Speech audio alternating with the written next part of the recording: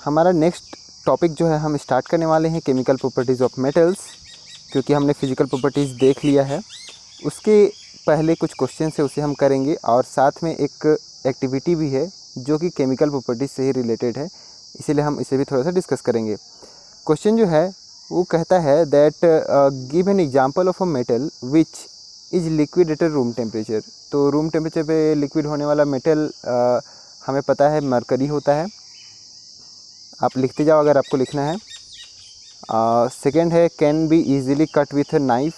हम sodium metal को easily knife से कट कर सकते हैं। Is the best conductor of heat. Heat का बेस्ट कंडक्टर कॉपर होता है। Poor conductor of heat. Heat का पुअर कंडक्टर जो है वो लेड होता है। आप ये सब लिख लो। यहाँ पर सेकंड क्वेश्चन है explain the meaning of malleable and ductile. Malleable ऐसे मटेरियल कहते हैं जिसे हम मतलब उसका प्रॉपर्टीज़ होता है मटेरियल का। क्या प्रॉपर्टी होता है? जब हम उसे पीट कर थिन शीट्स में अगर हम ड्रॉ कर सकते हैं, उसे थिन शीट्स में अगर हम कन्वर्ट कर सकते हैं तो उसे हम उसके मेलेबिलिटी उसका जो है प्रॉपर्टी हम कहते हैं। और डक्टाइल वो प्रॉपर्टी होता है जब हम उसे थिन वायर में या फिर उसका जो टेक्सचर है उसे हम कन्वर्ट करके, उसका जो शेप है उसे कन्वर्ट करके वायर में हम अगर उसे बना सकते हैं, वायर बना सकते हैं उससे, तो वो हो गया उसका डक्टाइल मटेरियल प्रॉपर्टी। नाउ हम लोग देखते हैं कि एक्टिविटी 3.8 क्या कहता है दैट जब हम मैग्नीशियम ऑक्साइड का सॉल्यूशन वाटर में बनाएंगे और उसे हम उसका एसिडिक कैरेक्टर या फिर बेसिक कैरेक्टर जब चेक करेंगे तो हमें ये पता चलेगा कि ये जो है बेसिक कैरेक्टर का जो है शो करता है। और जब हम सल्फ़र ऑक्साइड को उसका वाटर सॉल्यूशन बनाएंगे और उसको हम अगर चेक करेंगे उसका जो है कैरेक्टर, तो वो आपको एसिडिक कैरेक्टर का मिलता है। यानी कि जो है वो एक रेड लिटमस को ब्लू करता है और एक ब्लू लिटमस को रेड करता है। तो यहाँ पर कहता है कि that most of non metal produce acidic oxide when dissolve in water. और बहुत सारे मेटल्स जो हैं वो बेसिक ऑक्साइड बनाते हैं। इसके बारे में हम लोग आगे पढ़ेंगे। अभी स्टार्ट करते हैं केमिकल प्रॉपर्टीज़ ऑफ मेटल, ये जो हमारा टॉपिक है उसे। सबसे पहले हमें कहता है कि कुछ samples aluminium, copper, iron, lead, magnesium, zinc और सोडियम का हमें कलेक्ट करना है। सोडियम के साथ में हमें हमेशा ध्यान बरतना है क्योंकि ये हाईली रिएक्टिव होता है, ह्यूमिड एटमॉस्फेयर में रिएक्ट कर जाता है, इसलिए इसे पता है केरोसिन ऑयल में इसे रखा जाता है। तो इसके साथ में कुछ रिएक्शंस हैं उसे हम थोड़ा सा देखते हैं। 3.2.1 कहता है that what happens when metal are burn in air. तो मेटल्स को एयर में बर्न करने पर क्या होता है? जैसे कि हमने मैग्नीशियम मेटल के साथ में पहले भी देखा हुआ है कि मैग्नीशियम को हम बर्न करते हैं तो वहाँ पर एक फ्लेम, वाइट फ्लेम आता है। तो क्या सभी मेटल्स के साथ में ऐसा ही होता है क्या? उसे जानने के लिए एक्टिविटी 3.9 करते हैं हम। यहाँ पर हमें जो सैंपल्स हमने कलेक्ट करा था उसे कलेक्ट करना है और उसे हमें यहाँ पर बर्न करना है फ्लेम पर। ऑलराइट, और इसका जो प्रोडक्ट है उसे हमें कलेक्ट करना है और देखना है कि कौन सा मेटल इजीली बर्न करता है और क्या कलर हमें हम ऑब्ज़र्व करते हैं जब उसे बर्न करते हैं, और क्या ये मेटल बर्न करने के बाद में कलर चेंज करते हैं या फिर उनका जो अपीयरेंस है वो किस तरीके का हो जाता है। और क्योंकि जब हम बर्न कर रहे हैं तो ऑक्सीजन के साथ में रिएक्ट करते हैं तभी वो बर्निंग कहलाता है। तो ऑक्सीजन के साथ में जो रिएक्टिविटी है उसे हमें अरेंज्ड ऑर्डर में यहाँ पर लिखना है, और क्या सभी प्रोडक्ट जो हैं वो वाटर में सोल्यूबल हैं या नहीं उसे हम यहाँ पर चेक करना है। आप जब इस एक्सपेरिमेंट को करोगे तो देखोगे कि सारे मेटल जो हैं इजीली बर्न नहीं करते हैं। जैसे यहाँ पर मैग्नीशियम है, ये इजीली बर्न कर जाता है, लेकिन यहाँ कॉपर हो गया, एल्युमिनियम हो गया, ये सब थोड़ा सा टाइम लेते हैं बर्न करने के लिए। साथ में जब बर्न करते हैं ये सभी तो अलग अलग इनका जो फ्लेम का कलर है वो आपको देखने को मिलेगा। जैसे सोडियम मेटल है उसे आप बर्न करोगे तो येलो फ्लेम आपको देखने को मिलेगा। मैग्नीशियम के साथ में यहाँ पर हमने डिस्कस करा कि वाइट फ्लेम दिखता है। एल्युमिनियम धीरे धीरे बर्न करेगा, सिल्वर वाइट ये हम भी यहाँ पर शो करेगा, और कॉपर को जब आप बर्न करोगे ना तो एक बहुत ही खूबसूरत ब्लू कलर का फ्लेम आपको दिखेगा। लास्ट में यहाँ पर सोल्यूबल जो है वाटर में है या नहीं उसे यहाँ पर पूछता है। तो ये सभी जो हैं जब रिएक्ट करते हैं ऑक्सीजन के साथ में, उसके बाद अगर हम वाटर में इसे मतलब घोलें तो ये सोल्यूबल होता है। तो ये कहता है कि almost all metal combine with oxygen to form metal oxide. तो मेटल का हम जब बर्न कराते हैं तो मेटल प्लस ऑक्सीजन होता है, वो मेटल ऑक्साइड फॉर्म करता है। जैसे यहाँ पर एग्जांपल दिया हुआ है, कॉपर जो है वो ऑक्सीजन के साथ में रिएक्ट करके कॉपर ऑक्साइड बनाता है। एल्युमिनियम जो है वो ऑक्सीजन के साथ में रिएक्ट करके एल्युमिनियम ऑक्साइड बनाता है। अब हमने ऑक्साइड तो इसका फॉर्म कर लिया, अब हम देखें कि ये रिएक्ट करते हैं कैसे। जैसे यहाँ पर एल्युमिनियम ऑक्साइड बना, कॉपर ऑक्साइड बना, तो ये एसिड के साथ में रिएक्ट कैसे करते हैं, बेस के साथ में कैसे रिएक्ट करते हैं। तो पिछला जो चैप्टर है चैप्टर 2, उसमें हमने देखा हुआ है कि कॉपर ऑक्साइड जो है वो हाइड्रोक्लोरिक एसिड के साथ में बहुत अच्छी तरीके से रिएक्ट करता है। और ऑलमोस्ट बहुत सारे मेटल्स जो हैं वो बेसिक नेचर के होते हैं, तभी वो एसिड के साथ में रिएक्ट करते हैं और सॉल्ट बनाते हैं। Basic plus acid gives rise to salt plus H2O, ये हमने देखा हुआ है। लेकिन कुछ मेटल ऑक्साइड्स जैसे कि एल्युमिनियम ऑक्साइड, जिंक ऑक्साइड, ये सभी दोनों एसिडिक कैरेक्टर और बेसिक कैरेक्टर दोनों शो करते हैं। तो जब एसिडिक कैरेक्टर शो करेगा तो वो बेस के साथ में भी रिएक्ट करके सॉल्ट बना सकता है, और वही जब बेसिक कैरेक्टर शो करेगा तो एसिड के साथ में भी रिएक्ट करके सॉल्ट बनाएगा। तो ऐसे को हम कहते हैं एम्फोट्रिक ऑक्साइड्स। ऐसे ऑक्साइड्स जो बोथ एसिड और बेस से रिएक्ट करें और सॉल्ट फॉर्म करें, उसे हम एम्फोट्रिक ऑक्साइड कहते हैं। यहाँ पर उसका एग्जाम्पल है, जैसे एल्युमिनियम ऑक्साइड को रिएक्ट करा रहे हैं एसिड और बेस दोनों के साथ में। क्या है यहाँ पर, HCl एसिड है, उसके साथ में रिएक्ट करा रहे हैं, सॉल्ट प्लस वाटर दे रहा है। वही एल्युमिनियम ऑक्साइड को हम लोग यहाँ बेस के साथ में यहाँ रिएक्ट करा रहे हैं सोडियम हाइड्रोक्साइड के साथ में, तो वो सोडियम एल्यूमिनेट और वाटर देता है। तो जब हमने एक्सपेरिमेंट करा था तो हमने ये भी देखा था कि मेटल ऑक्साइड जो हैं वो वाटर में सोल्यूबल होते हैं, पर बहुत सारे मेटल ऑक्साइड ऐसे भी होते हैं जो वाटर के साथ में इनसोल्यूबल होते हैं। यहाँ पर एग्जांपल दिया हुआ है, ये जो है सोल्यूबल हैं वाटर में, क्योंकि सोडियम ऑक्साइड को अगर हम वाटर में मिक्स करते हैं तो वो सोडियम हाइड्रोक्साइड बनाता है, और पोटेशियम ऑक्साइड को अगर हम वाटर के साथ में रिएक्ट करते हैं तो ये पोटेशियम हाइड्रोक्साइड बनाता है। Now moving on to the next page. जब हम ऑक्सीजन के साथ में रिएक्ट कराते हैं यानी कि बर्न कराते हैं तो सभी सेम रेट में बर्न नहीं करते हैं, ये हमने देखा। तो डिफरेंट मेटल्स जो हैं वो शो करते हैं different reactivities toward oxygen. Potassium और सोडियम जो है वो बहुत अच्छे से वो रिएक्ट करता है, और यहाँ पर वो इतने ज़्यादा रिएक्टिव होते हैं कि अगर हम उसे ओपन सरफेस में रखें तो ह्यूमिड एटमॉस्फेयर की वजह से वो फायर वहाँ पर लग जाता है, आग वो पकड़ लेते हैं। इसीलिए इसे प्रोटेक्ट करने के लिए केरोसिन के तेल में इसे हम यहाँ पर स्टोर करके रखते हैं। साथ में अगर हम नॉर्मल एटमॉस्फेयर में छोड़ें तो कुछ दूसरे मेटल्स जैसे एल्युमिनियम, जिंक, लेड, ये सभी ऑक्साइड फॉर्म करते हैं एटमॉस्फेयर से ऑक्सीजन लेकर के, और उस ऑक्साइड का एक लेयर बना लेते हैं जो कि उसे प्रोटेक्ट करता है, और फर्दर ऑक्सीडेशन होने से ऑक्सीजन का जो लेयर है उस मेटल के ऊपर में आ जाता है और उसे प्रोटेक्ट करता है फर्दर ऑक्सीडेशन के लिए। हमें जैसे पता है कि आयरन को अगर हम फायर के कांटेक्ट में लाएं तो वो बर्न नहीं करता है, लेकिन जब हम आयरन फिलिंग्स यानी कि आयरन के छोटे छोटे टुकड़े को स्प्रिंकल करें फ्लेम पर, बर्नर पर, तो वो बर्न करता है। कॉपर भी बर्न नहीं करता है, लेकिन वो क्या करता है, जब बर्न करें तो एक उसके ऊपर में कॉपर ऑक्साइड का लेयर आ जाता है, वो ब्लैक कलर का होता है।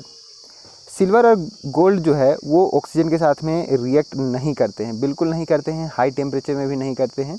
इसीलिए आप देखोगे कि सिल्वर और गोल्ड का जो मटेरियल्स होते हैं उसे ह्यूमिड एटमॉस्फेयर में अगर आप छोड़ दो बहुत दिनों तक भी, तो भी उसके ऊपर में कोई रस्टिंग इस तरीके का नहीं होता है, ऑक्सीजन के साथ में रिएक्ट नहीं करते हैं।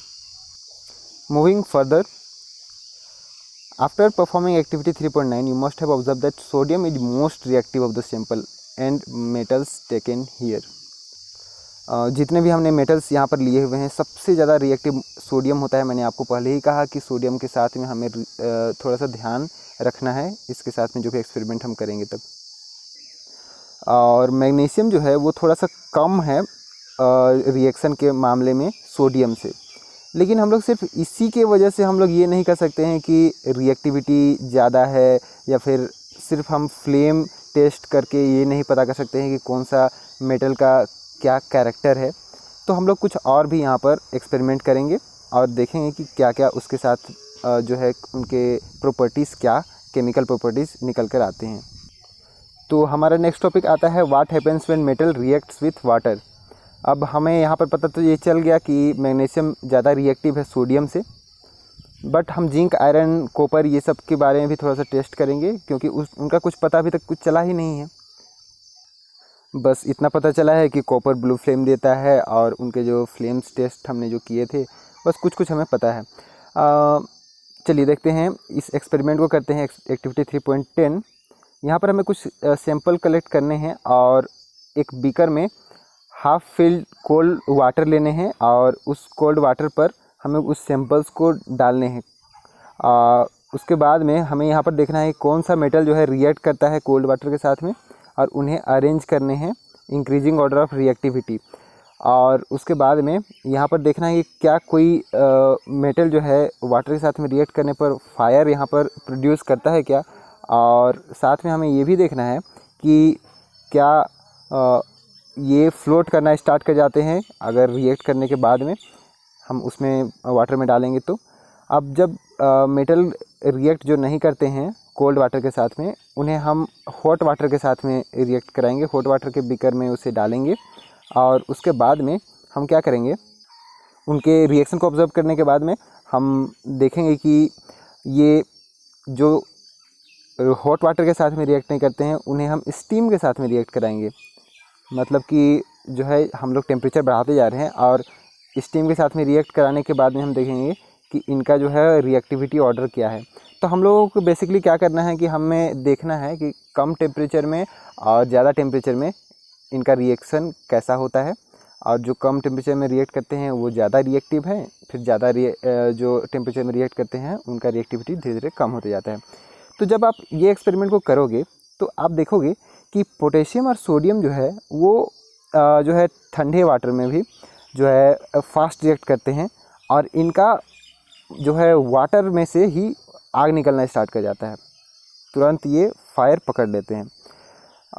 कैल्शियम का जो है ये रिएक्ट करता है, लेकिन ये फायर ये नहीं वहाँ पर प्रोड्यूस करता है, लेकिन ये फ्लोट करता है। ऑलराइट, मैग्नीशियम का बात ये है कि मैग्नीशियम को हम हॉट वाटर में अगर रखें तब ये रिएक्ट करता है और ये फ्लोट करना स्टार्ट कर देता है। और हमने और कोई सैंपल लिए थे, एल्युमिनियम लिए हुए थे, आयरन लिए हुए थे, जिंक लिए हुए थे। ये सभी जो हैं ये सभी रिएक्ट नहीं करते हैं वाटर में, लेकिन ये सभी रिएक्ट करेंगे स्टीम में, मतलब इनको ज़्यादा टेम्परेचर चाहिए होता है। साथ में कॉपर और सिल्वर, जैसे हमें अभी पहले डिस्कस करा, गोल्ड, ये सभी जो है वाटर में भी रिएक्ट नहीं करते हैं। ह्यूमिड एटमॉस्फेयर में जब रिएक्ट नहीं कर पाए तो वाटर में भी ये रिएक्ट नहीं करते हैं। चलिए हम आगे नेक्स्ट पेज में बढ़ते हैं। यहाँ पर स्टीम के साथ में रिएक्ट कराने के लिए ये जो अरेंजमेंट है यहाँ पर ये दिया हुआ है। क्या कर रहा है कि यहाँ पर हम मेटल सैंपल रख रहे हैं और यहाँ एक ग्लास वूल रख रहे हैं जो वाटर में सॉक किया हुआ है, नीचे से हम लोग यहाँ पर इसे फ्लेम से हीट कर रहे हैं। तो हीट करने पर यहाँ से क्या हो रहा है कि ये स्टीम बना रहा है, और स्टीम बनाने के बाद में इसके साथ में रिएक्ट कर रहा है कि नहीं उसे देखने के लिए यहाँ से जो भी गैस निकल रहे हैं उसे हम यहाँ नीचे डाल रहे हैं, और वाटर के अंदर से यहाँ से ये जो है बुलबुला निकल रहा है और ऊपर उठता है, क्योंकि हाइड्रोजन गैस है तो हाइड्रोजन गैस होगा तो ये ऊपर उठेगा। तो बुलबुला अगर ऊपर उठता है तो वो हाइड्रोजन गैस है, मतलब कि वहाँ से वो रिएक्ट कर रहा है वाटर के साथ में। अब अभी जो मैंने आपको एक्सप्लेन करा उसके बारे में शायद नीचे में दिया हुआ है। Metals react with water and produce a metal oxide and hydrogen gas. Metal oxide that's soluble in water dissolve into further form metal hydroxide. But all metal do not react with water. सारा metal water के साथ react नहीं करता है, but जो react करते हैं वो क्या करते हैं, मेटल वाटर के साथ में रिएक्ट करके मेटल ऑक्साइड फॉर्म करते हैं। और वाटर में क्योंकि ऑक्सीजन होता है तो मेटल के साथ में ऑक्सीजन जुड़ जाते हैं और हाइड्रोजन यहाँ पर रिलीज़ करता है। साथ में मेटल ऑक्साइड को फिर से अगर हम वाटर में रिएक्ट कराएं तो वो मेटल हाइड्रोक्साइड बनाते हैं। OH जो मेटल्स के साथ में OH जुड़ जाता है। नेक्स्ट यहाँ पर कहता है next paragraph that metal like potassium और sodium react violently with cold water. Cold water में ही ये बहुत ज़्यादा हाईली रिएक्टिव होते हैं, वायलेंटली रिएक्ट करते हैं और ये जो है एक्सोथर्मिक रिएक्शन होते हैं। यहाँ से इमीडिएटली ये फायर कैच कर लेते हैं, हाइड्रोजन की वजह से ही फायर कैच करते हैं। तो यहाँ पर जो है पोटेशियम के साथ में वाटर का रिएक्शन, तो यहाँ पर potassium hydroxide hydrogen gas release हो रहा है और हीट एनर्जी रिलीज हो रहा है। साथ में यहाँ सोडियम के साथ में वाटर का reaction, sodium hydroxide hydrogen gas और हीट एनर्जी यहाँ पर रिलीज हो रहा है। और यहाँ फिर से कहता है दैट कैल्शियम जो है वो लेस वायलेंट होता है, वो रिएक्ट करता है बट वहाँ पर जो है फायर नहीं लगता है। तो यहाँ पर कैल्शियम को वाटर के साथ रिएक्ट कर रहा है, कैल्शियम हाइड्रोक्साइड बना रहा है और हाइड्रोजन गैस रिलीज़ कर रहा है। साथ में मैंने आपको कहा कि कैल्शियम जो है फ्लोट करना स्टार्ट कर देता है। तो वो फ्लोट इसलिए करता है क्योंकि हाइड्रोजन बबल उसके ऊपर में आ जाते हैं, बैठ जाते हैं और उन्हीं की वजह से वो फ्लोट करने लगता है। अगला है magnesium does not react with cold water. Magnesium cold water के साथ रिएक्ट नहीं करता है और वो हॉट वाटर के साथ में रिएक्ट करता है और ये फ्लोट करना स्टार्ट कर लेता है हाइड्रोजन बबल के वजह से। बाद में यहाँ पर लास्ट में दिया हुआ है that metal like aluminium iron zinc do not react इधर विथ कोल्ड और hot water but they react with steam. वो स्टीम के साथ में रिएक्ट करते हैं, उनके जो रिएक्शंस हैं वो यहाँ पर दिए हुए हैं। साथ में मेटल जो है लेड, कॉपर और सिल्वर ये वाटर के साथ में रिएक्ट करते ही नहीं हैं। चलिए, वाटर के साथ में रिएक्शन होता है नहीं होता है सारा कुछ हमने यहाँ पर देख लिया। अब आगे देखते हैं that what happen when metal react with. तो हमने पहले ही यहाँ पर पढ़ा हुआ है कि मेटल्स जो हैं वो अगर एसिड के साथ में रिएक्ट करते हैं तो सॉल्ट देते हैं प्लस हाइड्रोजन गैस रिलीज़ करते हैं। यहाँ पर मेटल जो है ये बेसिक कैरेक्टर शो करता है, इसी की वजह से यहाँ पर ये रिएक्शन फॉलो होता है। तो नेक्स्ट पेज में यहाँ पर दिया हुआ है that metal plus dilute acid gives rise to salt plus hydrogen. हम यहाँ पर एक्टिविटी 3.11 को करते हैं, थोड़ा सा और अच्छे से नॉलेज यहाँ पर हमें बेसिक नॉलेज मिल जाएगा। Collect all the metal sample except sodium and potassium again. तो हमें सोडियम पोटेशियम को छोड़ के बाकी सारा सैंपल लेना है और उसे हमें क्लीन करना है, क्योंकि हम लोग यहाँ पर उसके साथ में रिएक्शन करा रहे हैं तो हम पहले उसे क्लीन कर लेते हैं। हमने यहाँ पर सोडियम और पोटेशियम इसलिए नहीं लिया क्योंकि वो बहुत ज़्यादा रिएक्टिव है, वो वायलेंटली जो है कोल्ड वाटर के साथ में रिएक्ट करते हैं। यहाँ पर एसिड के साथ में रिएक्ट कराएंगे तो कुछ और ही हो जाएगा। ऑलराइट, तो हमें यहाँ पर अलग अलग ट्यूब्स में लेने हैं, इन सभी सैंपल्स को डाइल्यूट हाइड्रोक्लोरिक एसिड के अंदर में डालने हैं। साथ में हमें यहाँ पर थर्मोमीटर्स उन टेस्ट ट्यूब्स में डालने हैं और ये देखने हैं कि जो है फॉर्मेशन ऑफ बबल जो है वो कैसा हो रहा है, किन में ज़्यादा हो रहा है, किन में कम हो रहा है और उनका टेम्परेचर राइज हो रहा है या नहीं, उन्हें भी देखना है।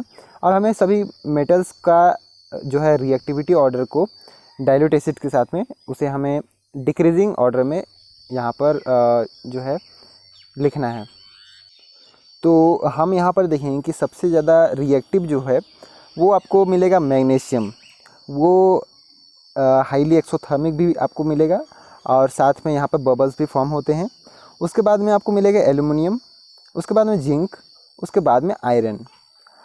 और यहाँ एक मेटल है कॉपर, वो जो है रिएक्ट नहीं करता है, उसमें ना ही टेम्परेचर में राइज होता है और ना ही वो बबल फॉर्म करता है।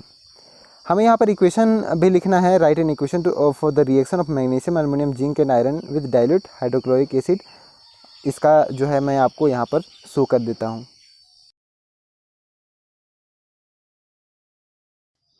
तो हाइड्रोक्लोरिक एसिड के साथ में जब हमने रिएक्ट कराया तो बबल्स फॉर्म करा, वो हाइड्रोजन का बबल्स होते हैं। यहाँ पर हाइड्रोजन गैस का बबल्स नहीं निकलते हैं जब हम नाइट्रिक एसिड के साथ में मेटल्स का रिएक्शन कराते हैं, क्योंकि यहाँ पर जो है नाइट्रिक एसिड HNO3 एक स्ट्रॉन्ग ऑक्सीडाइजिंग एजेंट है।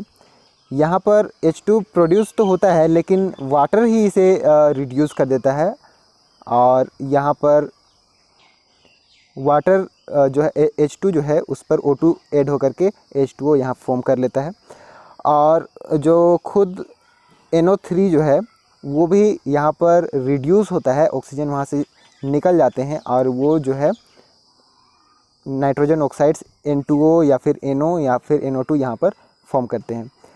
लेकिन मैग्नीशियम के साथ में ये जो है रिएक्ट करके हाइड्रोजन गैस इवॉल्व करता है। मैग्नीशियम और मैग्नीज ये दो मेटल्स इस तरीके के हैं कि यहाँ पर अगर हम नाइट्रिक एसिड के साथ में रिएक्ट करेंगे तो भी यहाँ पर हाइड्रोजन गैस इवॉल्व होगा। नाउ इसके बाद में जो यहाँ पर लिखा हुआ है इसके बारे में हमने डिस्कस कर लिया है, एग्जाम्पल्स में ही हमने ये डिस्कस कर लिया है। आगे बढ़ते हैं। How do metal react with solution of other metal salts. Metals का रिएक्शन कराएंगे अदर मेटल सॉल्ट्स के साथ में। एक्टिविटी 3.12 हमें यहाँ पर परफॉर्म करना है। क्या कहता है दैट एक क्लीन वायर लेना है, कॉपर और आयरन नेल का वायर्स। ऑलराइट, उन वायर्स को कॉपर वायर को हम लोग आयरन सल्फेट का सॉल्यूशन में और आयरन नेल को हम लोग कॉपर सल्फेट का सॉल्यूशन में डालेंगे और इसे हम रिकॉर्ड करेंगे इसका ऑब्जर्वेशन को 20 मिनट के बाद में। तो यहाँ पर कुछ ना कुछ यहाँ हम क्या कर रहे हैं, तिकड़म लगा रहे हैं, उल्टा पुल्टा रिएक्शन करा रहे हैं। ऑलराइट, चलिए देखते हैं ये क्या काम करता है इसका रिएक्शन। इसमें कहता है कि 20 मिनट के बाद में हमें क्या करना है, कौन से टेस्ट ट्यूब में आप देखोगे कि रिएक्शन हुआ है और कौन सा जो है रिएक्शन नहीं हुआ है, और किस बेसिस पर आप कह सकते हो कि ये रिएक्शन हुआ है। और इसका जो है बैलेंस्ड केमिकल इक्वेशन भी लिखना है रिएक्शन का, और टाइप ऑफ रिएक्शन भी हमें यहाँ पर लिखना है, कौन सा रिएक्शन का टाइप है। रिएक्शन के बहुत सारे टाइप हमने यहाँ पर पढ़े हुए हैं ना। चलिए यहाँ पर आपका एक यहाँ क्या होता है वो टेस्ट भी हो जाएगा। तो यहाँ आप जैसे इस एक्सपेरिमेंट को करोगे 20 मिनट के बाद में देखोगे तो आप ये देखोगे कि आयरन नेल के साथ में ये रिएक्ट करता है जो कॉपर सल्फेट का सॉल्यूशन है, और जो कॉपर वायर है उसके साथ में ये नहीं करता है। इसका रीज़न क्या है? क्या है इसका रीज़न? इसका रीज़न ये है कि कॉपर वायर के साथ में आयरन सल्फेट का सॉल्यूशन जो है वो रिएक्ट इसीलिए नहीं करता है क्योंकि आयरन सल्फेट सॉल्यूशन में आयरन अपने जगह पर खुश है, वो रिएक्ट नहीं करता है कॉपर के साथ में, क्योंकि यहाँ पर कॉपर जो है आयरन से लेस रिएक्टिव है। तो आयरन अपना आयरन सल्फेट बना करके आराम से बैठा हुआ है, और कॉपर जो है वो बोल रहा है कि मेरे से रिएक्ट करो, मेरे से रिएक्ट करो, लेकिन ये उतना ज़्यादा पावरफुल नहीं है कि आयरन के साथ में यहाँ पर रिएक्ट करके कॉपर सल्फेट यहाँ बना ले, आयरन को हटा करके कॉपर अपना यहाँ पर ऐड हो जाए, ऐसा नहीं होता है। लेकिन यहाँ पर क्या है, एक जो कॉपर सल्फेट सॉल्यूशन वाला है उसमें आयरन नेल, क्योंकि आयरन ज़्यादा रिएक्टिव है, ये आयरन जो है कॉपर को आकर के यहाँ से हटा देता है। देखिए कितना ये चालू है, आयरन आता है और कॉपर को यहाँ से हटा देता है, और आयरन खुद जुट करके आयरन सल्फेट बना लेता है।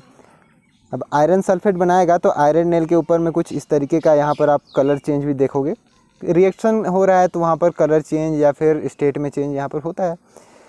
तो ये यहाँ पर जो भी लिखा हुआ है ये मैंने आपको एक्सप्लेन करा कि अलग अलग मेटल्स जो हैं उनका रिएक्टिविटी अलग अलग होते हैं, और यहाँ पर जो रिएक्शन हो रहा है इसका जो टाइप है, नाम है इस रिएक्शन का, वो है आपका डिस्प्लेसमेंट रिएक्शन। यहाँ पर आकर के आयरन जो है कॉपर को डिस्प्लेस कर दे रहा है और खुद आकर के अटैच हो जा रहा है ना। तो कॉम्बिनेशन रिएक्शन भी आप कहोगे कि आयरन आकर के यहाँ कंबाइन कर जा रहा है और ये इसे डिस्प्लेस कर रहा है, लेकिन क्योंकि कंबाइन भी करेगा और उसे वहाँ से हटा भी देगा तो हम लोग कहते हैं इसे डिस्प्लेसमेंट रिएक्शन। यहाँ पर एग्जांपल दिया हुआ है, मेटल ए जो है सॉल्यूशन सॉल्ट सॉल्यूशन बी के जो है उस पर आकर के अटैच हो गया और बी को भगा दिया। चलिए नाउ द रिएक्टिविटी सीरीज। तो मैंने जो कहा कि रिएक्शन का रेट जो है वो अलग अलग है सभी का, तो ये रिएक्शन का अरेंज्ड ऑर्डर है। यहाँ पर आप देखो कि पोटेशियम मोस्ट रिएक्टिव है, सोडियम उससे कम, कैल्शियम मैग्नीशियम एल्युमिनियम उसी तरीके से यहाँ पर रिएक्टिविटी जो है डिक्रीज कर रहा है ऊपर से नीचे आते तक। ऐसे रिएक्टिविटी सीरीज हम कैसे फाइंड करेंगे? वही डिस्प्लेसमेंट रिएक्शन से, डिस्प्लेसमेंट एक्सपेरिमेंट से हम लोग देख सकते हैं कि उसे भगा ले रहा है वहाँ से तो वो ज़्यादा रिएक्टिव है। ऑलराइट, चलिए आगे बढ़ते हैं। कुछ क्वेश्चंस हैं यहाँ पर, तो अभी हमारे पास में टाइम भी है और क्वेश्चंस भी हैं और मूड भी है, तो हम लोग इसे कर लेते। Why is sodium kept immersed in the kerosene oil? Kerosene oil में हम लोग इसका इमर्स्ड इसीलिए करके रखते हैं ताकि ये ह्यूमिड एटमॉस्फेयर के साथ में, वाटर के साथ में रिएक्ट करके वो मतलब रिएक्ट ना करे, ठीक है ना, इसी की वजह से सोडियम को रखा जाता है। सेकेंड है right a chemical right the equation for reaction of iron with steam. Iron का स्टीम के साथ में यानी कि वाटर मॉलिक्यूल्स हाईली टेम्परेचर के साथ में अगर हम उसे रिएक्ट कराएं तो उसका जो इक्वेशन आएगा वो कैसे आएगा? तो उसका इक्वेशन आप लिखोगे दैट मैं आपको इसका जो है पिक्चर दिखा देता हूँ। Now coming to the third question, sample for 4 metals A, B, C, D were taken and added to the following solution one by one. The result obtained have tabulated as follow. यहाँ पर हमारे पास में कुछ metals हैं A, B, C, D, उसे लिया गया और उसे कुछ इस तरीके से टेबुलेट किया गया और देखा गया कि आयरन सल्फेट के साथ में नो रिएक्शन है, B जो है आयरन सल्फेट के साथ में डिस्प्लेसमेंट रिएक्शन करता है, C नो रिएक्शन, डी के साथ में कोई रिएक्शन नहीं। कॉपर के साथ में, कॉपर सल्फेट के साथ में जो है ए डिस्प्लेसमेंट रिएक्शन कराता है और बाकी नहीं रिएक्शन करते हैं। जिंक सल्फेट के साथ में कोई रिएक्शन नहीं करते हैं। यहाँ पर सिल्वर नाइट्रेट के साथ में सी जो है डिस्प्लेसमेंट रिएक्शन करता है और डी कोई रिएक्शन नहीं करता है। तो यहाँ पर डी जो है कोई रिएक्शन नहीं करता है, इसका मतलब क्या? इसका मतलब कि डी या तो गोल्ड हो सकता है या फिर यहाँ पर सिल्वर हो सकता है, तो ये जो है सबसे लेस्ट रिएक्टिव है। चलिए देखते हैं इसमें क्वेश्चन क्या आता है। तो use the above table to answer the following question about the metals A B C D. यहाँ पर कहता है कि सबसे रिएक्टिव मेटल कौन सा है, तो मोस्ट रिएक्टिव मेटल जो है यहाँ पर बी होगा, क्योंकि सबसे पहले वो आयरन के साथ में वो रिएक्ट करता है और आयरन जो है वो रिएक्टिविटी जो है अच्छा शो करता है, लेकिन उसी के साथ में वो रिएक्ट करके डिस्प्लेसमेंट कर देता है, तो ये बी है, आयरन से भी ज़्यादा रिएक्टिव है, तो ये मोस्ट रिएक्टिव हो गया। यहाँ पर जिंक के साथ में भी ये जिंक मेटल जो है वो भी मोस्ट रिएक्टिव होता है। चलिए आगे देखते हैं सेकेंड क्वेश्चन क्या कहता है। What would you observe if B added to solution of copper sulphate? Copper sulphate के साथ में अगर हम इस बी को रिएक्ट कराते हैं तो ये, क्योंकि आयरन को डिस्प्लेस कर दे रहा है, तो ये भी डिस्प्लेस कर देगा कॉपर को, क्योंकि ये ज़्यादा रिएक्टिव मेटल है। तो आयरन से थोड़ा सा कम रिएक्टिव कॉपर होता है, तो आयरन को भी ये रिएक्ट करके वो वहाँ से हटा दिया, तो कॉपर को भी हटा ही देगा। ये डिस्प्लेसमेंट रिएक्शन जो है शो करेगा। थर्ड है कि arrange the metal A B C D in order of decreasing reactivity. तो डिक्रीजिंग रिएक्टिविटी में हम लोग अगर इसे करें तो सबसे ज़्यादा रिएक्टिव होगा बी, उसके बाद में रिएक्टिव होगा यहाँ पर ए, उसके बाद में क्योंकि वो कॉपर के साथ में रिएक्ट कर ले रहा है, उसके बाद में यहाँ पर जो रिएक्ट करेगा ज़्यादा वो होगा सी, उसके बाद में सबसे कम रिएक्ट जो करेगा वो है डी, क्योंकि उसके साथ में कोई रिएक्शन हो ही नहीं रहा है। चलिए ये जो है थोड़ा सा चला गया, ज़्यादा टाइम ले लिया। क्वेश्चन नंबर 4 में आते हैं। Which gas is produce when dilute hydrochloric acid is added to a reactive metal? तो कौन सा गैस प्रोड्यूस होता है, ये हमें पता है कि हाइड्रोजन गैस इवॉल्व होता है जब डाइल्यूट हाइड्रोक्लोरिक एसिड को हम रिएक्टिव मेटल में ऐड करते हैं। यहाँ पर एक और क्वेश्चन है, right the chemical reaction when iron reacts with dilute H2SO4। तो आयरन जब डाइल्यूट H2SO4 के साथ में रिएक्ट करेगा तो क्या करता है, वो आयरन सल्फेट बनाता है और हाइड्रोजन गैस रिलीज़ करेगा। आयरन के साथ में वो भी मेटल है, जब हम एसिड के साथ में रिएक्ट कराते हैं तो वो हाइड्रोजन गैस रिलीज़ करता है। इसे आप इक्वेशन में कुछ इस तरीके से लिखोगे, that Fe reacts with plus H2SO4 gives rise to FeSO4 plus H2।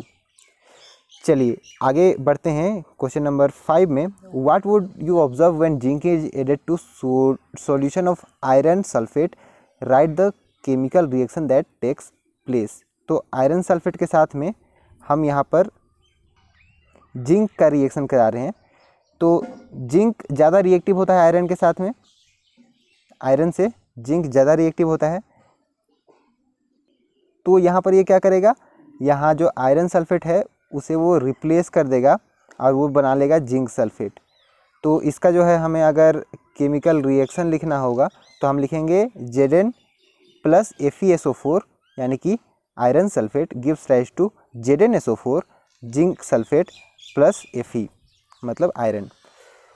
Now हम पढ़ते हैं नेक्स्ट टॉपिक की ओर में, how do metal and non metal react. Metals का नॉन मेटल्स के साथ में कैसे रिएक्शन होगा उसे हम यहाँ पर देखेंगे। तो जो भी रिएक्शन, जो भी रिएक्टिविटी, कौन सा ज़्यादा रिएक्टिव है, कौन ज़्यादा उछलता है ना, ये सब क्या किस चीज़ पर डिपेंड करता है कि वो स्टेबल नहीं है, वो स्टेबल होना चाहते हैं। तो जो सबसे ज़्यादा स्टेबल है वो सबसे कम रिएक्टिव होगा, मतलब वो स्टेबल है, वो रिएक्ट करना ही नहीं चाहेगा। और जो सबसे कम स्टेबल है, ज़्यादा उछल रहा है, तो वो ज़्यादा रिएक्टिव होगा। और साथ में एक ऐसा भी है कि जब हम टेम्परेचर इंक्रीज कराते हैं तो वो रिएक्शन जो है, रिएक्शन का रेट जो है वो बढ़ जाता है, मतलब वो ज़्यादा रिएक्ट करने लगते हैं। इसके बारे में आगे हम पढ़ेंगे। हमें यहाँ पर एक चीज़ का ध्यान में रखना है कि रिएक्शन कराने के बाद में हमें जो भी आगे प्रोडक्ट फॉर्म करेंगे वो सभी स्टेबल होने चाहिए, पूरे स्टेबल नहीं, बट रिएक्शन से पहले जितने स्टेबल हैं उससे ज़्यादा स्टेबल रिएक्शन के बाद होने चाहिए। अब स्टेबल है या नहीं वो कैसे हम डिसाइड करेंगे। स्टेबल होने के लिए उनका जो है वैलेंस सेल में इलेक्ट्रॉन फिल होना चाहिए, या फिर आउटर मोस्ट लेयर में जो है उनके पास में इलेक्ट्रॉन्स पेयर्ड होने चाहिए, यानी कि ऑक्टेट को कंप्लीट करना चाहिए। इसके बारे में थोड़ा सा आपने 9th क्लास में पढ़ा होगा, उस कॉन्सेप्ट को याद कीजिए। जैसे कि नोबेल गैस जो होते हैं उनका ऑक्टेट जो है वो कंप्लीट होता है, वो बहुत ही स्टेबल होते हैं, उनका जो है वैलेंस सेल जो होता है वो कम्प्लीटली फिल्ड होता है और वो कम केमिकल एक्टिविटी शो करते हैं। वहीं कुछ ऐसे एलिमेंट्स जिनका जो है आउटर मोस्ट जो वैलेंस सेल हैं वो फिल्ड नहीं होते हैं, वो रिएक्टिव होते हैं। चलिए कुछ इलेक्ट्रॉनिक कॉन्फ़िगरेशन नोबेल गैसेस का देख लेते हैं और कुछ मेटल्स का देख लेते हैं, कुछ नॉन मेटल्स का देख लेते हैं। यहाँ आप देखो, नोबेल गैस हीलियम, नियन, आर्गन, ये सभी जो है इनके जो इलेक्ट्रॉनिक सेल हैं KLMN जो हैं, यहाँ पर जिस पे ज़्यादा एटॉमिक नंबर है उसका ज़्यादा सेल बनते जाता है। तो यहाँ आप देखो कि ये स्टेबल है, आउटर मोस्ट 2 है, फील्ड है, जो है पहला जो होता है उसमें 2 इलेक्ट्रॉन आते हैं तो वो फील्ड है। यहाँ पर देखिए जो नियन है L वाला वो भी 8 है उसके पास में, तो ऑक्टेट कंप्लीट है, वो भी स्टेबल है। वहीं अगला जो है आप यहाँ पर देख सकते हो M जो है वो भी यहाँ पर फील्ड है और इसे यहाँ पर ऑक्टेट कंप्लीट है, तो ये जो है यहाँ स्टेबल आपको मिलेंगे। साथ में मेटल्स जो हैं वो मेटल्स का ऑक्टेट जो है यहाँ पर कंप्लीट नहीं है। जैसे यहाँ पर ये 1 है, इसका आप देख सकते हो कि यहाँ 2 है, इसका 3 है, इसका 1 है, इसका 2 है, तो ये ऑक्टेट फिल्ड नहीं है। नॉन मेटल्स में आप देखो कि नॉन मेटल्स में भी कुछ ऑक्टेट यहाँ पर जो है, जैसे 5 है ये फील्ड नहीं है, ऑक्सीजन का भी फील्ड नहीं है, 7 है यहाँ पर भी पूरा फील्ड नहीं है, 5, 6, 7, तो यहाँ पर आउटर मोस्ट जो है वो फील्ड नहीं है। तो हम यहाँ बात करेंगे मेटल्स का नॉन मेटल्स के साथ में रिएक्शन। तो आप यहाँ पर सोडियम को देखो और यहाँ क्लोरीन को देखो। सोडियम को देखने पर आप यहाँ पर देखो कि उस पर एक इलेक्ट्रॉन है बाहर में, आउटर मोस्ट पर यहाँ पर एक इलेक्ट्रॉन आप यहाँ पर देख सकते हो। क्लोरीन के पास में 7 इलेक्ट्रॉन है, इसे ऑक्टेट कंप्लीट करने के लिए 1 इलेक्ट्रॉन चाहिए, और ये अगर 1 इलेक्ट्रॉन को यहाँ से लूज कर देता है तो इसका आउटर मोस्ट में ऑक्टेट कंप्लीट है। इतना समझ में आ गया? All right. तो हमारा जो पैराग्राफ है वो यही कहता है, सेम चीज़ यहाँ पर कह रहा है कि जब सोडियम 1 इलेक्ट्रॉन को लूज़ कर देगा तो उसके पास में एक नेगेटिव चार्ज कम हो जाएगा, Na+ ये फॉर्म करेगा, और यहाँ पर जो क्लोरीन है वो अगर 1 इलेक्ट्रॉन गेन कर लेगा इसका आउटर मोस्ट में, यहाँ 1 इलेक्ट्रॉन अगर ये गेन कर लेगा तो ये जो है Cl- यहाँ पर फॉर्म करेगा। चलिए इतना कंप्लीट हो गया, ये सारा पैराग्राफ मैंने यहाँ पर आपको कंप्लीट करा दिया। तो यहाँ देखिए कि जो सोडियम है, सोडियम यहाँ पर आप देखो कि सोडियम 1 इलेक्ट्रॉन लूज़ कर रहा है और यहाँ Na+ फॉर्म कर रहा है, और उसका जो ऑक्टेट है 8, 1 से लेकर के ये 8 तक आ जा रहा है, मतलब कि ये 1 लूज़ कर दे रहा है, आउटर मोस्ट में 8 है, ये स्टेबल हो गया। यहीं क्लोरीन जो है 1 इलेक्ट्रॉन गेन करके 8, 8 अपना ऑक्टेट कंप्लीट कर रहा है। अब ये जो है सोडियम 1 इलेक्ट्रॉन क्लोरीन को दे रहा है, तो इसी को हम लोग कहते हैं रिएक्शन करना। जब यहाँ पर 1 इलेक्ट्रॉन ये दे देता है और एक पॉजिटिव और एक नेगेटिव हो जाते हैं, और दोनों क्योंकि पॉजिटिव और नेगेटिव आपस में एक दूसरे को अट्रैक्ट करते हैं, दोनों एक साथ आ जाते हैं, तो इसी को हम लोग कहते हैं कि यहाँ पर रिएक्शन हुआ है। तो आपस में ये इलेक्ट्रोस्टैटिक फोर्स जो है इलेक्ट्रिक चार्ज के वजह से यहाँ पर हो रहा है, उस फोर्स के वजह से, अट्रैक्शन की वजह से ये आपस में NaCl बना करके रखते हैं। इसीलिए हम कभी आप देखोगे कि Na+ और Cl- यहाँ पर आपको दिखेगा। All right. तो ये एक मॉलिक्यूल NaCl नहीं होता है, Na+ और Cl- पर ये होता है। उसी तरीके से हम लोग कुछ और आयोनिक कंपाउंड देखते हैं, इसे हम आयोनिक कंपाउंड कहते हैं, ठीक है ना। जो आयंस के साथ में पॉजिटिव आयंस या नेगेटिव आयंस आपस में मिल करके जो फॉर्म करते हैं उसे हम कहते हैं आयोनिक यहाँ पर कंपाउंड्स।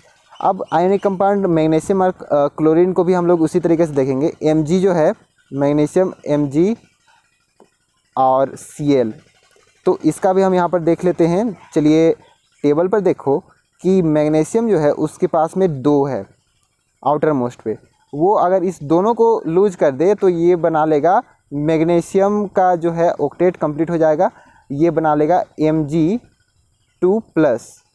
क्योंकि 2 यहाँ से निकल गया तो 2 इलेक्ट्रॉन का जगह खाली हो गया, यहाँ पर पॉजिटिव चार्ज का थोड़ा सा ज़्यादा यहाँ पर अमाउंट हो गया, प्रोटॉन वहाँ पर ज़्यादा हो गए। साथ में यहाँ पर अगर क्लोरीन इन दोनों को गेन करेगा तो अकेले ये गेन नहीं कर पाएगा, तो हम लोग 2 क्लोरीन लेंगे, क्लोरीन 2 लेंगे, एक के पास में 7 है, एक के पास में 7 है, ये जो है मैग्नीशियम के साथ में और ये भी मैग्नीशियम के साथ में आपस में ये दोनों जो है रिएक्ट करेंगे और Cl- 2 हमें मिलेंगे। तो हम लोग लिखेंगे यहाँ पर, चलिए आगे देखते हैं।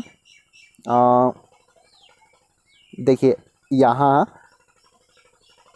Mg जो है 2 इलेक्ट्रॉन लूज़ करता है, Cl- 1 इलेक्ट्रॉन लूज़ करता है, और यहाँ पर Mg 2 Cl के साथ में यहाँ पर अटैच होता है, और Mg2+ और Cl- का 2 मॉलिक्यूल आपस में जुड़ते हैं, तो ये बना लेते हैं Mg2+ और Cl- ये भी 2 होता है।